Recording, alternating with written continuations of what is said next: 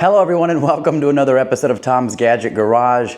In today's video, I'm going to tell you how I ended up eating it on my electric bike and how Okai electric scooters could have saved me. Now I know that's a little bit of a strange intro to this video, but let me explain. So the image that you're seeing on your screen right now is not me in an 80s fitness video, nor is it me getting a workout at the local yoga studio, which I'll tell you right now, I've definitely done some yoga in the past. It's a heck of a lot harder than it looks, but on this particular day, there was no yoga happening. Have you ever wondered what it would be like to ride your bike with the kickstand down? You know, me in the past, I thought, hey, if I ever run in that situation, the kickstand will probably kick itself back up. It will be good to go. Well, it turns out that couldn't be further from the truth. That kickstand will actually turn your bike into like a tripod of sorts, and then the rest is history. So let's take a look at what happened here. So on this particular day, I decided to take one of my e-bikes out for a little hill climb at this local hillside community where they've got some, pretty moderate hills, little things to cruise around on.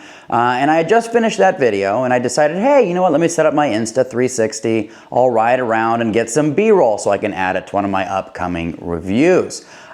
Turns out I was so preoccupied with that camera as well as a bunch of other things and looking at my watch, trying to figure out like, do I have enough time for this, that I decided to hop on my bike with the kickstand down and I started riding. Now, good news for me is I pretty much took off in a straight line and maintained that straight line until I got to about 15 or 16 miles an hour until this very moment here where I start hooking a left-hand turn. Now, I hate to do this, but I'm gonna go ahead and stop the video right now because I need to take a step back to give you a little more context around how Okai scooters could have potentially saved me in this situation with their tech. So earlier this month, and it is January of 2025, I decided to go to the CES convention in Las Vegas where I checked out an incredible amount of personal electric vehicles like quadcopters, flying cars, all this crazy stuff. But one of the booths that I stopped by was Okai scooters. Now, if you're not familiar with Okai, they do sell their scooters online. A lot of big channels have reviewed their products, and you can even buy them in Best Buy, just like you can like Segways and Apollos and other scooters like that. So when I went over to the Okai booth at CES, there was one particular scooter that caught my eye.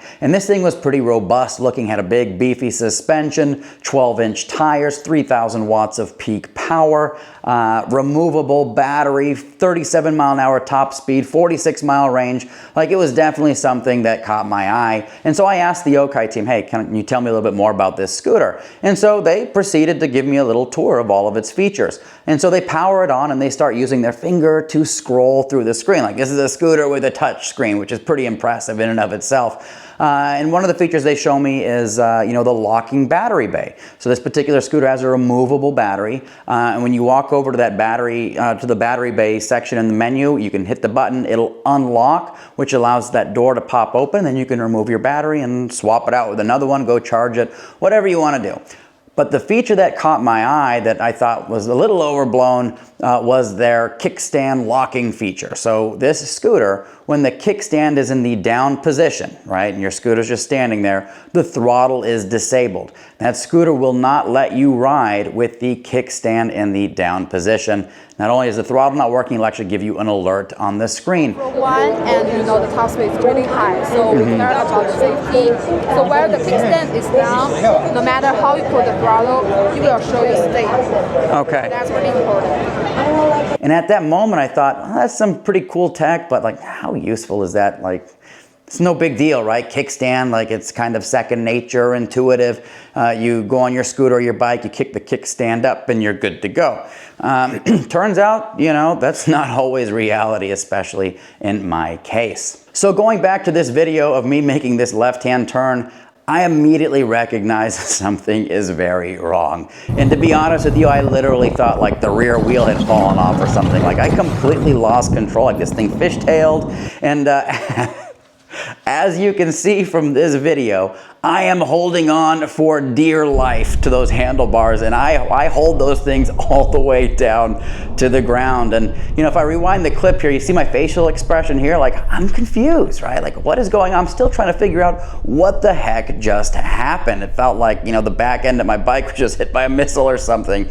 And thankfully I was wearing my backpack as I fell on my back, and I did these like yoga poses, 80s, you know, dance infomercial kind of moves. But you know, I didn't really sustain any injuries. I didn't get any scratches or anything like that. I just, you know, hit my hip kind of hard on the ground. I was wearing my helmet. I didn't hit my head. Thankfully, the backpack and everything inside took the brunt of it.